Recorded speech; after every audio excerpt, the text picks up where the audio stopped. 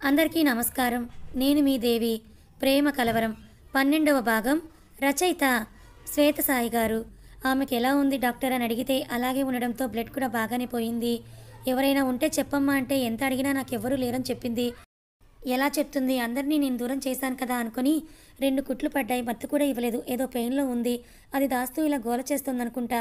2 days అయినా తను rest తీసుకోవాలి. మెడిసిన్స్ వాడాలి. తప్పకుండా ఇక్కడే ఉండమంటే ఈవినింగ్‌కి వెళ్ళిపోతానని మొండిపట్టు పట్టింది. తప్పక డిశ్చార్జ్ చేశాను. ఇచ్చాను. ఇంకా అలాగే ఉంటే ఏదో ఒకటి మాట్లాడుతూనే ఉంది. అందుకే ఇప్పుడే తప్పక నిద్రపోవడానికి తనకి చెప్పకుండా మెడిసిన్ ఇచ్చాము. అందుకే ఇప్పుడు నిద్రపోతోందని చెప్పి డాక్టర్ అక్కడి నుంచి వెళ్ళిపోతారు. వెళ్ళకపోతే ఇంట్లో ఏం చెప్పాలో తెలియక వెళ్ళాలని అంటుంది అని అర్థమయ్యే ఇక్కడ నుంచొని డోర్ మిర్రర్ల నుండి సిరినే చూస్తూ ఉండిపోతాడు. సిరి నిద్రపోయింది అని లోపలికి వెళ్ళి నర్స్ ఉంటే ఆమెను బయటకు పంపేసి ఆమె పక్కనే కూర్చొని ఆమె చేయి పట్టుకుంటాడు విక్రమ్. అంత మత్తులో కూడా ఆమె పెదవుల మీద వికీ అని పేరు వస్తే అతనికి చాలా బాధగా అనిపిస్తుంది. అతను ఎంత పెద్ద పొరపాటు చేశాడో, ఆమె అతని కోసం ఎంతగా పరితపిస్తుందో అతనికి అర్థమవుతూ ఉంటే అతనికి బాధ తన్నుకొని వస్తూ ఉంటుంది. కళ్ళల్లో నీళ్లు ఆగవు విక్రమ్కి. ఆమె తనని ప్రాణంగా ప్రేమించింది కానీ అది అతను అసలు పట్టించుకోలేదు. నిజాలు తెలుసుకోకుండా నిన్ను నిందించాను, నువ్వే మోసం చేశావనుకొని ఏ తప్పు చేయని నిన్ను ద్వేషిస్తూ శిక్షించాను. సారీ సిరి, నువ్వు చేయని తప్పుకి నేను దోషం చేశాను. ఎంతగానో బాధ పెట్టాను కదా నిన్ను అని పైకి లేచి ఆమె ముఖం పట్టుకుని, ఎందుకే నేనంటే నీకు ఇంత పిచ్చి ప్రేమ? అంతమంది ముందు నిన్ను దోషిగా నిలబెట్టినా నువ్వు అదేమీ పట్టించుకోకుండా నా చెల్లికి పెళ్లి చేశావు. అన్ని దారులు మూసుకుపోయినా నువ్వు మాత్రం అందరికీ మంచి చేస్తూ వచ్చావు. ఐ ప్రామిస్ యూ, ఇకపైన నీకు ఎటువంటి కష్టం రాకుండా చూసుకుంటాన్రా అంటూ ఆమె నుదుటి మీద ముద్దిచ్చి, నాకే తెలియకుండా నిన్ను ప్రేమించాను. అది తెలిసాక నిన్ను మార్చుకొని ఎప్పటికైనా నిన్నే పెళ్లి చేసుకోవాలనుకున్నాను కానీ నిన్ను వదిలేసి ఇంకొకరిని చేసుకోవాలని అనుకోలేదు. నువ్వు బాధపడుతూ ఉంటే నాకు కూడా నొప్పిగానే ఉంది ఇక్కడ అని అంటూ నిన్ను దూరం చేసుకుంటున్న రోజే అనుకున్నాను ఇక నా లైఫ్లో మనసులో ఎవరికీ చోటు లేదు అని. నీతో ఉన్న ప్రతి మూమెంట్ని నా కళ్ళల్లో కాదు మనసులో ముద్రించేసేసుకున్నాను. నీకు దూరంగా ఉంటూనే నాకు నేనే శిక్షని వేసుకున్నాను. నీకు దూరంగా ఉన్న ఈ కొద్ది రోజుల్లోనే నాకు నిన్ను ఎంతగా ప్రేమించానో అర్థమైంది. అందుకే మళ్ళీ ఆఫీస్కి వచ్చాను, నీ ముందే ఉన్నాను. ఇక నీకు దూరం కాలేనురా, మన ప్రేమను గెలిపించుకుంటాను, నువ్వు ఒప్పుకునేదాకా ఫైట్ చేస్తానంటూ ఆమె నుదుటి మీద మళ్ళీ ముద్దు పెట్టి వదిలాక ఆమె గాయం దగ్గరికి వెళ్తాయి అతని కళ్ళు. వాళ్ళు వేసిన హాస్పిటల్ డ్రెస్లోకి ఓపెన్గా ఉంటే అది పక్కకని చూస్తాడు. అక్కడ కట్టు వేసి ఉంటుంది. అది చూడగానే కళ్ళల్లోంచి నీళ్ళు వస్తాయి. అది తడుముతూ ఉంటే ఇందాక ఆమెతో వచ్చినప్పుడు నిలబడి అలాగే నొప్పిని భరిస్తున్న ఆమె కనిపించడంతో, నేను మీ దగ్గరికి వచ్చే ముందే ఇదంతా జరిగిందని నాకు తెలియకుండా దాచావా? ఎందుకు సిరి అని ఆమె ముఖం పట్టుకుని కన్నీళ్లతో ఆమె ముఖాన్ని అభిషేకిస్తాడు. అరే, అంత నొప్పి రాస్తూ ఉంటే కూడా దీక్ష ధీరజ్ ఎందుకు నాకు చెప్పలేదు? కనీసం నీతో ఎందుకు ఉండలేదు? దీక్షకు తెలియదా? అయితే నువ్వు కాపాడింది ఎవరిని? అతని మొబైల్ తీసి వెంటనే ఒక కాల్ చేసి అడ్రస్ చెప్పి, మార్నింగ్ అక్కడ జరిగిన ఇన్సిడెంట్ అలాగే అది చేసిన వాడు నా కళ్ళ ముందు ఉండాలి 10 మినిట్స్లో అని కాల్ కట్ చేస్తాడు విక్రమ్. ఆమె డ్రెస్ని సరిచేసి కట్ అయింది ఉన్న డ్రెస్ పక్కనే ఉంటే అది తీసుకొని, ఎంత పెయిన్ని అయినా మోస్తావు కానీ నాతో నీ పెయిన్ గురించి చెప్పవు కదా, అంతే కదా అని బాధగా ఆమెని చూసి, అయినా తప్పు నాదేలే, నీ తప్పేం లేదులే అని అనుకుంటాడు విక్రమ్. అయినా సరే ఇక నుండి నీ బాధలోని నాకే చెప్పాలి, చెప్తావు కూడా. అయినా అసలు బాధ లేకుండా నీకు నేను చేస్తాను కదా అని అంటూ ఆమె చేతి వేళ్లకు ముద్దు పెడతాడు. సిరి ఫేస్లో చిన్నపాటి నిట్టూర్పు. మనసుకి స్పృహలో లేకపోయినా అంతా తెలుస్తుందన్నట్టు ఆమె మనసు పడే ఆనందం అతనికి ఆమె ముఖం చెప్తుంది. నిద్రలో కూడా నన్ను గుర్తుపడుతున్నావా అని ఆమె నుదుటి మీద పెదవులు నిలిపి అక్కడే ఉంటాడు.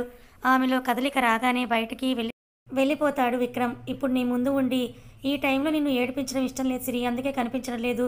నీతో గొడవపడి నిన్ను తీసుకుని వెళ్ళినా మీ ఇంట్లో కూడా ఒప్పుకోరు. అందుకే అందరితో మాట్లాడాకే సిరి వాళ్ళ ఇంట్లో అన్నీ క్లియర్ చేసి వాళ్ళని ఒప్పించాలనుకుంటాడు విక్రమ్.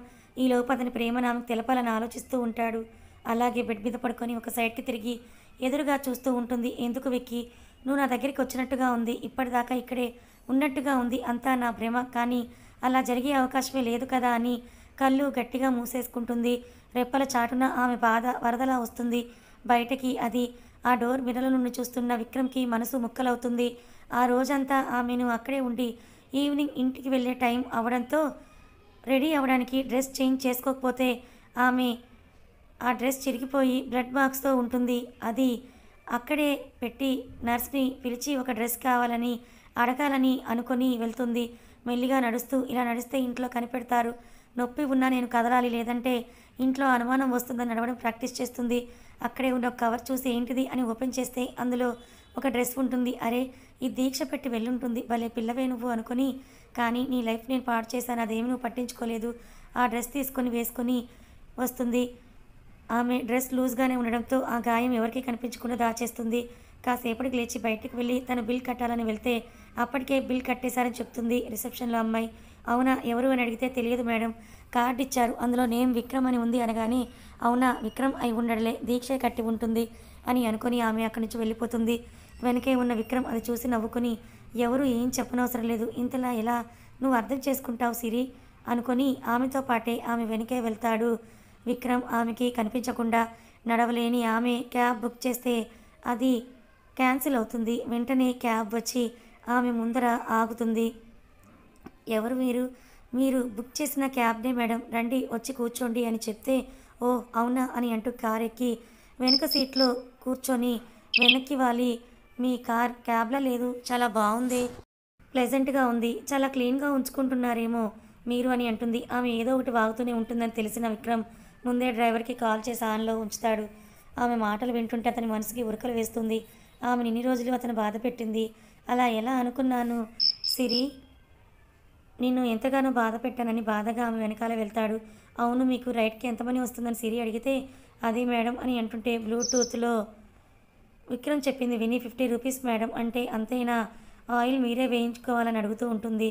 అవును మేడం అంటుంటే అతనితో మాట్లాడుతూ ముందుకు జరిగి నొప్పికి ఆ అని అరుస్తుంది. అది విన్న డ్రైవర్ వెనక్కి తిరిగితే విక్రమ్ కంగారు పడి ఏమైందంటాడు. ఏమైంది మేడం అని డ్రైవర్ అడిగితే అదేం లేదు, కాస్త పెయిన్ వచ్చిందిలే అని అంటూ ఆమె ఆ డ్రైవర్తో మాట్లాడుతూనే ఉంటుంది. ఆమె అంత పెయిన్లో కూడా అందరి గురించి కావాలని నీకు అని తిట్టుకుంటూ ఉంటాడు విక్రమ్. ఆమె ఇంటికి వెళ్ళి ఆమెని డ్రాప్ చేసి ఆ డ్రైవర్ వెళ్తూ ఉంటే ఆ కార్లో ఆమె ఇంటి ముందు ఉన్న అతను ఎక్కుతాడు. సార్, మేడం చాలా బాగున్నారు, చాలా మంచివారు కూడా అని డ్రైవర్ చెప్తే అది నాకు తెలుసులే, కానీ ముందు నువ్వు పోనివ్వు అని అంటూ ఆమె కూర్చున్న సీట్లోనే కూర్చొని ఆమె ఒంటి పరిమళం అక్కడే అంటుకుని ఉంటే అది ఎంజాయ్ చేస్తూ ఉంటాడు. ఇంటికి వెళ్ళిన సిరి వాళ్ళ అమ్మ దగ్గరికి వెళ్ళి కడుపులో నొప్పిగా ఉందమ్మా, పడుకుంటానంటే అలాగే అని వెళ్ళమని వాళ్ళ నాన్న వచ్చేలోపు పనులన్నీ ఆవిడే చేసి ఆయన వచ్చేసరికి సైలెంట్ అయి సిరి చేసిందని చెప్తారు. అదే టైంలో దీక్ష ధీరజ్లను చూద్దాం, నీకు తగ్గ అమ్మాయిని వెతుక్కో, నాతో ఎందుకు నువ్వు టైం వేస్ట్ అనగాని ఆమె లాక్కొని ఏంటి ఎక్కువ చేస్తున్నావు, వదిలే అంటే వదులుతానా ఏంటి, అస్సలు వదలను, ఇకపైన వదిలేదే లేదు నిన్ను అని ఆమె బుగ్గ మీద ముద్దిస్తే అతన్ని తోసి వేషాలు వేస్తే మక్కలు విరగదీస్తాను, దూరంగా ఉండు నాకు అని కసిరి వెళ్తూ ఉంటే దీక్ష సారీ, ఇప్పటిదాకా నిన్ను దూరం పెట్టాను, అలా దూరం పెట్టడానికి కారణాలు చాలానే ఉన్నాయిరా, అర్థం చేసుకో అంటుంటే చేసుకోను, ఇంకొకరిని చేసుకొని వాడితో నీ కళ్ళ ముందే తిరుగుతాను, తిరగకపోతే అప్పుడే నన్ను అడుగు అని అనగానే ఏంటిది ఇలా వాగితే కూడా నువ్వు నాతోనే ఎప్పటికైనా ఉంటావు అని అంటూ ఆమెను గట్టిగా హత్తుకుంటాడు. దీక్ష ఒక నిమిషం అలాగే నిలబడిపోతుంది. వెంటనే ఆమె తేరుకొని పోరా వదులు నన్ను అని అంటుంది. దీక్ష అది కాదురా, నీకు ఏమీ కాకూడదని ఇలా చేశాను, కానీ అంతకు మించి ఇంకేమీ లేదురా అని అంటూ ఉంటే ఆమెని దగ్గరికి లాక్కొని ఆమె ముఖం పట్టుకుని చెప్తూ ఉంటాడు. నేను ఏది వినను, విసిగిపోయాను, నువ్వు చెప్పినట్టే విన్నాను కదా, డివోర్స్ పేపర్స్ మీద సైన్ కూడా చేశాను కదా, విడిపోదామని ఆమె నోటి నుండి వచ్చిందో లేదో క్షణం ఆగకుండా ఆమె పెదవులను అందుకుంటాడు ధీరజ్. ఆ హఠాత్ పరిణామానికి అలాగే ఆమె షాక్ అయి బిగుసుకుపోయి చూస్తూ ఉంటే కళ్ళు తెరిచి అలాగే చూస్తూ ఉంటే ఇప్పటిదాకా ఆమెని ఎంతగా మిస్ అయ్యాడో తెలిసేలాగా ఆమెను వదలకుండా గట్టిగా పట్టుకుంటాడు. ఆ పట్టుకి స్పృహలోకి వచ్చిన దీక్ష అతన్ని నెట్టి ఏంటి ధీరజ్ అనే లోపే ఈసారి ఆ మాట కూడా అతని పెదవి కింద నలిగిపోతుంది. ఎంత ప్రయత్నించినా ఆమె వల్ల కాదు అతన్ని నెట్టడం. మెల్లిగా ఊపిరి భారమవుతుంటే వదులుతాడు.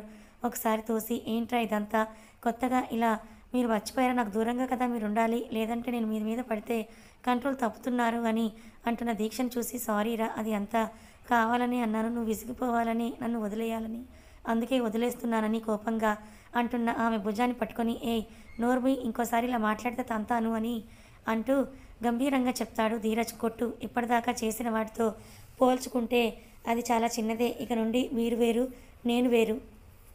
అతను తెచ్చిన బ్రెడ్ తీసి ఆమె వేసుకొని ఇదే నా ప్లేస్ అని చెప్పి అక్కడి నుంచి వెళ్ళిపోతుంది. కిచెన్లోకి వెళ్ళి తనకి బాగా ఆకలిగా ఉండడంతో ఏదో ఒకటి తినాలని అక్కడ చూస్తుంది. అక్కడ ఉన్న మేట్స్ని తరిమేసి తనే వండుకొని తింటుంది.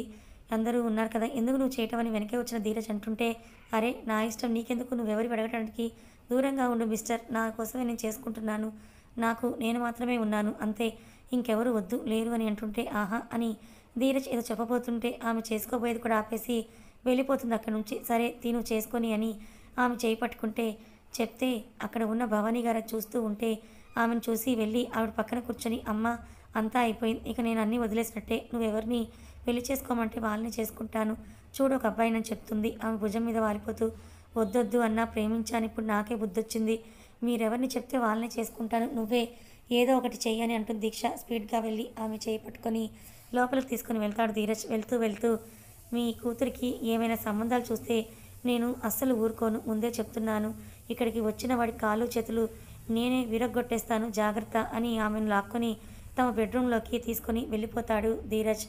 ఏం చేస్తున్నావు, ఎందుకు ఇలా నన్ను ప్రతిసారి అందరి ముందు పిచ్చిదానిలాగా నిరూపించాలని చూస్తున్నావు ధీరజ్ అని అంటుంది దీక్ష కోపంగా.